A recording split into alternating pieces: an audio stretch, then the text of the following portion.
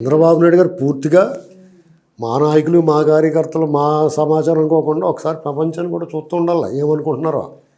నిన్న మొన్న కర్నూలులో నుంచి ఒక కుర్రోడు వచ్చి చంద్రబాబు నాయుడు గారితో లోకేష్ గారితో ఫోటోలు కనపడినాయి. ఒక నాయకుడు ఎవరో తీసుకొచ్చినట్టున్నాడు. అంతకుముందు అతను చంద్రబాబు అడిగి ఎలా పెడతాడో చూస్తాం కర్నూలులో అని పెద్ద ఉద్యమం చేసినాడే.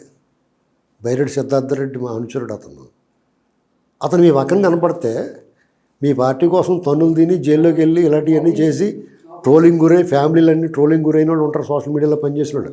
రోడ్డు మీదకి వచ్చి దొల్లయ్యపోయినా సోషల్ మీడియాలో పోస్ట్ పెట్టడం కూడా కష్టమే కదా ఈ రోజుల్లో. జగన్మోహన్ రెడ్డి పరిపాలనలో రామేశ్వర స్వాతిరెడ్డి వాళ్ళు ఎంత దారుణంగా ట్రోల్ చేశారు. అది సాహసమే.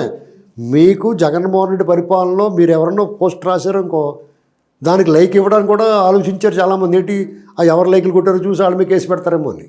అలాంటి పరిస్థితుల్లో సోషల్ మీడియాలో పనిచేసినప్పుడు కూడా వారియరే. అనేక మంది అనేక రకాలుగా పనిచేస్తేనే జగన్మోహన్ రెడ్డి తాలూకు అసలు స్వరూపం క్రూరత్వం బయటకు వచ్చింది. అటువంటప్పుడు మీరు ఇవన్నీ గమనించుకోవాలి. ఇప్పుడు మీ పిఏలో వాళ్ళు ఉంటారు, మీకు తెలియదు వాడు మంచివాడో చెడ్డవాడో మీరు చూడరు కదా. మీ పిఏలో వాళ్ళకి అపాయింట్మెంట్ ఇచ్చేటప్పుడు ఎవడండి అని ఆలోచించుకోవాలి. సపోజ్ పార్టీ కోసం పనిచేసిన వాళ్ళు వస్తే వీళ్ళు ఎవడన్నా నువ్వు అన్నట్టు చూస్తున్నారు వాళ్ళు. అంటే వాళ్ళకి ప్రపంచం తెలియదా? ఏం జరుగుతుందో వాళ్ళకి అవసరం లేదా? లోకేష్ గారికి చంద్రబాబు గారికి తెలీదు. అవకాశం టైం ఉండదు. వీళ్ళకి ఏం పీకుతారు మిగతా వాళ్ళు కూడా ఉన్నవాళ్ళు. ఇది గమనించుకోవాలి.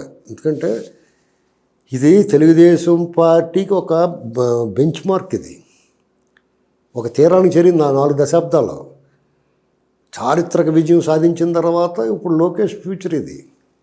మీరు ఏం పొరపాటు చేసినా లోకేష్ ఫ్యూచర్ మీద మచ్చలేసినట్టే, అతను ఇబ్బంది పెట్టినట్టే. కాబట్టి వాళ్ళు ఆలోచించుకోవాలి. మాట్లాడటంలో సూచన చేయగలుగుతాం అంతే.